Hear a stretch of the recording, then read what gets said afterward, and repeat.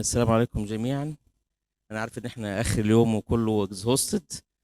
في البدايه برحب بكل الحضور وبشكر اللجنه المنظمه من الاخوه الافري على التنظيم الرائع والمؤتمر البرستيجيوس. الحقيقه كان الابر ايجيبت كونفرنس كان اختار تو هوت توبكس عشان يناقشهم في the following session اللي هم poor responders a continuous dilemma و recurrent pregnancy loss. الحقيقه كان الدكتور محمد بديوي كان will address a lecture online، لكن لظروف البرد القارس في كندا او عنده فلو صعب اعتذر، فالدكتور عمرو هيقدم هذا الموضوع. هيبقى معانا النهارده استاذنا الدكتور يعقوب خلف which is well known to everyone. هو مش بيحب any compliments. هيناقش الموضوع الاولاني اللي هو البور ريسبوندرز، وبعد كده الدكتور عمرو عثمان هيناقش الريكارنت بريجنانسي لوس. معانا الدكتور مع الدكتور يعقوب دكتور محمد يحيى الاسوشيت بروفيسور اوبستريك اند جينيكولوجي سواج يونيفرسيتي والفايس بريزيدنت اوف ذا يويرس كونفرنس. ومعانا الدكتور محمد صبري الاسوشيت بروفيسور اوف اوبستريكس اند جينيكولوجي والفايس بريزيدنت اوف يويرس كونفرنس.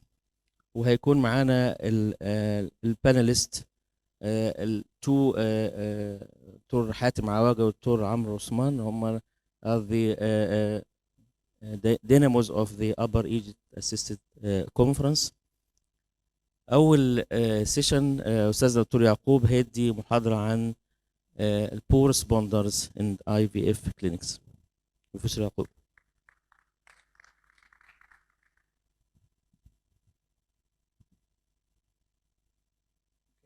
Thank you, Dr. Hazem. Always when associated with Upper Egypt, I feel that I'm cheating everyone because people will attribute success to part my contribution, and I contribute nothing but being present for their hard work. So all the hard work that they do is the reason for the resounding success that the Upper Egypt Conference and function is always successful. Now, poor response is something that bothers everybody working in assist conception. Why? Because there is nothing more disappointing that you give the patient the standard treatment regime and you get non-standard result. The patient does not respond or respond by producing 1 or 2 follicles, which is very disappointing. However, when we talk about poor response, in the mind of someone, say poor response, she got 7 eggs or 10 eggs or 8 eggs only. In the mind of other person, say she got 3 eggs. In the mind of somebody else, will say, oh, she fulfilled the Bologna criteria. So it is a little bit of different. So Bologna criteria have tried to put some objective definition, which we all subscribe to. They acknowledge that people use different terminology, low response or poor response. This means different things to different people. And the term poor is stigmatizing, because imagine if you tell the patient you are poor responder. Indirectly, it just does not inspire confidence. It is not the right emotion. It will not evoke the right emotions. The ovarian response is understandable when there is low ovarian reserve or poor ovarian reserve, but it is intriguing when it is associated with normal ovarian reserve. So the word poor will just create that negative atmosphere. This bit of we are facing something that is demanding and not necessarily conducive to great expectation.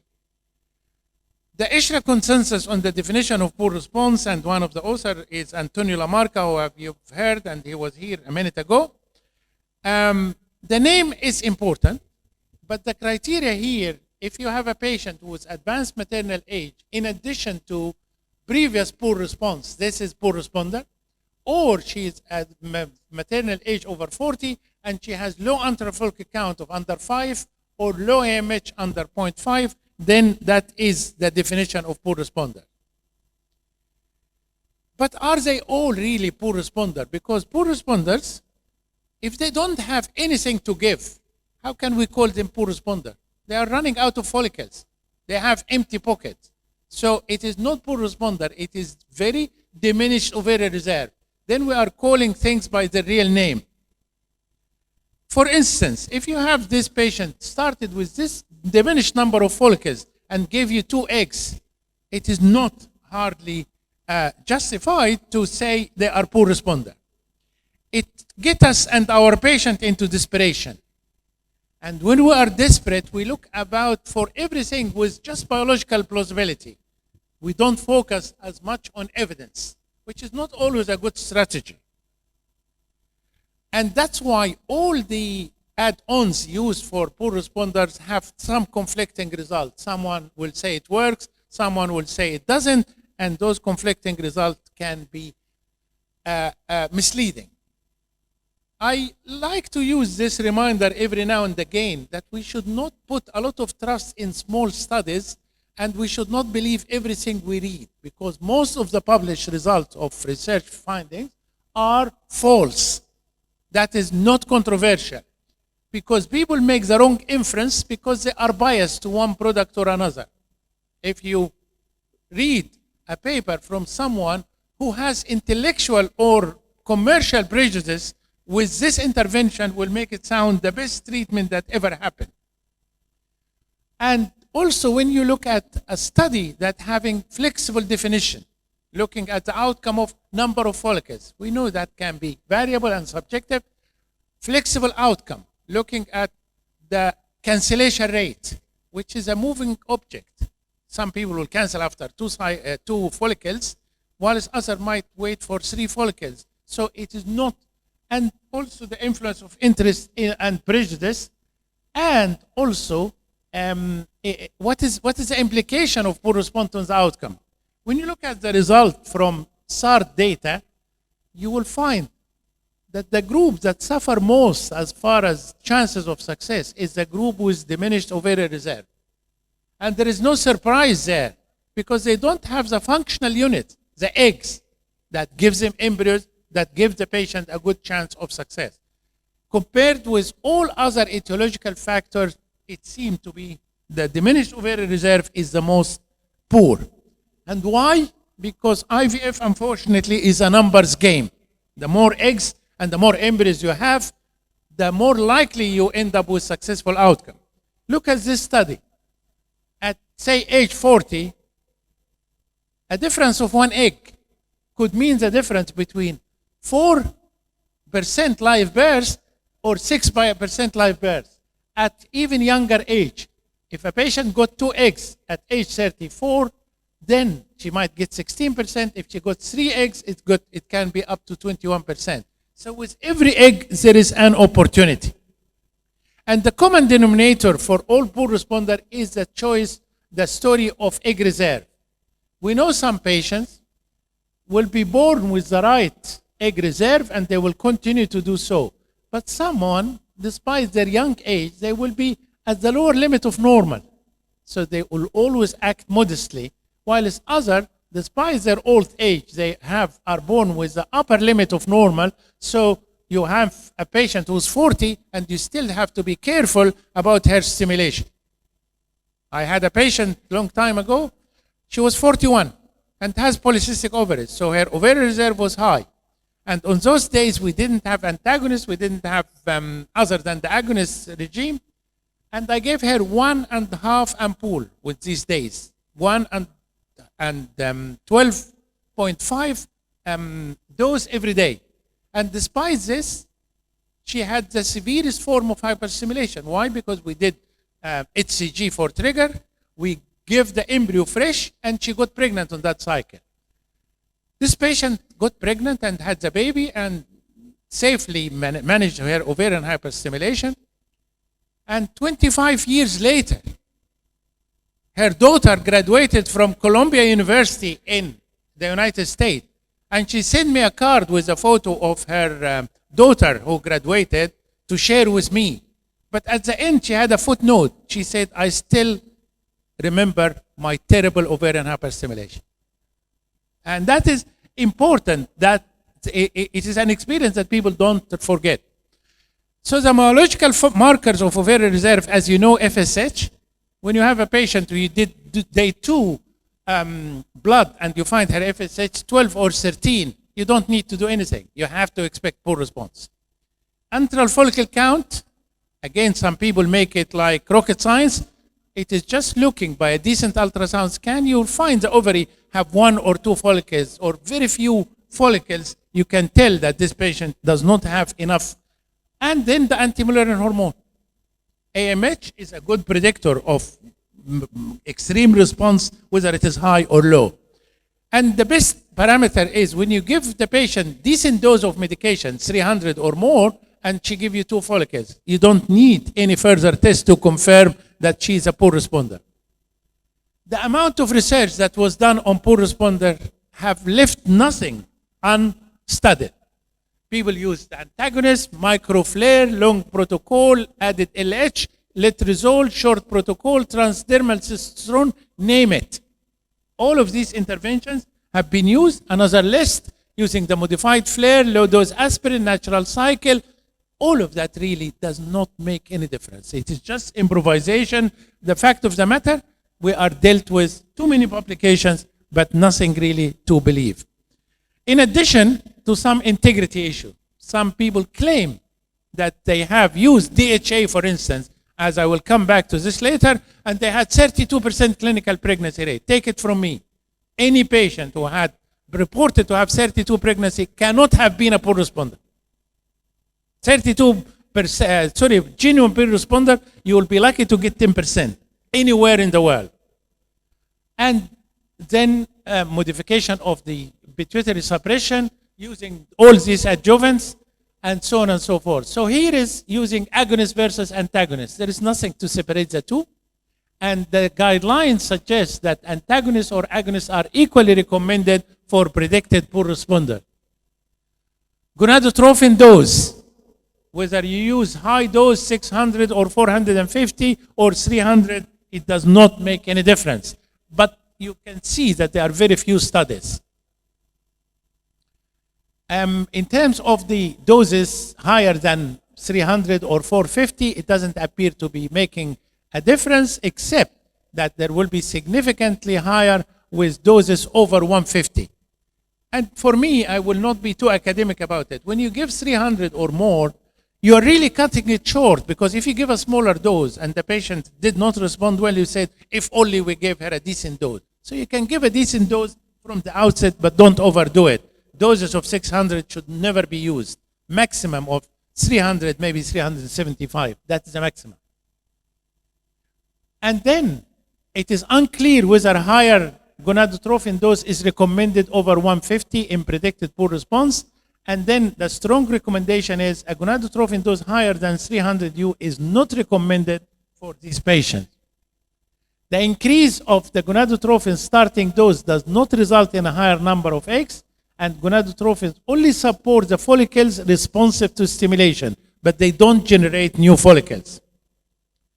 When you compare the pregnancy rate for poor responder using IVF with mild ovarian stimulation versus the conventional stimulation, you will find that people have their own prejudices. This study from Belgium, the title is Modified Natural Cycle versus Conventional Stimulation in Advanced Age. Look at the result. The result is the live birth rate with the modified natural cycle is 1.6%, and with the conventional stimulation is 8%. Okay, so that is a high dose. But the authors still conclude that in advanced age Bologna poor responder, modified natural cycle may have a role. What kind of role is it? If the conventions give you 5 times as much the result, it just can show you that people, when they have intellectual prejudice, they force it despite the data not supporting it. So what is the role of adjuvant therapies? Growth hormone. So expensive, it is unproven. I will not personally recommend it. Our main problem when we do intervention, we look at the biological plausibility. We say it could promote antral follicle growth and differentiation. It stimulates pre-antral, all of that fine. But if it doesn't translate into practical evidence, it is as good as non-existent. The misleading potential of meta-analysis of small and poor studies cannot be overemphasized. Whenever you look at meta-analysis or systematic review, look at the individual studies, look at their sources, look at their number, look at where they published. You will find most of them are not worth the paper that have been written on. I'll give you an example of this. You can see here the adjuvant growth hormone. Adjuvant growth hormone here, it is appearing because of those small studies to work. But in reality, when you did the proper randomized control trial, it really has not improved the live births. And that's very expensive. It's not very minor undertaking. So here, the ISHRA guidelines suggest use of adjuvant growth hormone before and or during ovarian stimulation is probably not recommended for poor responder, and probably because there have not been too many studies showing that it doesn't work. Androgen also, when you talk about biological plausibility, you'll always find something to prepare you to use it. They exert ovarian autocrine and paracrine effect. Androgen receptor messenger RNA and androgen levels in follicular fluid correlate with it. All of that is fine, but it means nothing if you don't have clear evidence that it works. Here is the adjuvant for DHA. If you did use meta-analysis systematic review, it's showing that it works. Okay? Because the studies are within this. Look at them. They are from different parts of the world, small number, no registration in clinical trial, no proper follow-up. All of that is misleading. But here, when you look at assessing the evidence by ISHRA, the use of DHA before and or during ovarian stimulation is probably not recommended for poor responder because inconsistent evidence of adjuvant DHA improves live births.